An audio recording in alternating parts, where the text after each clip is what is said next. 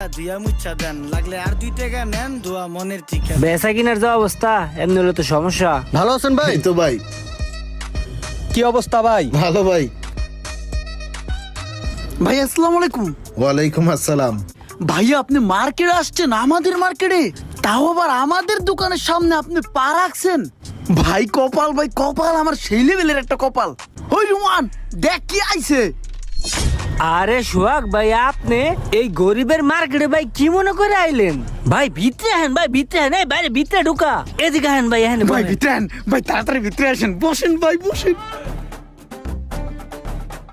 ভাই কি বলবো, আমার না বিশ্বাসই হচ্ছে না যে আপনার মতো একটা মানুষ, আপনি এই গরিবের মার্কেটে, তাও আবার আমার দোকানে।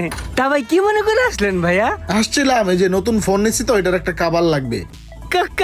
কাবার লাগবে, এটা লাগে আপনি আমার একটা ফোন দিতেন, আমি বাসায় যেয়ে দিয়ে আসতাম, প্রয়োজনে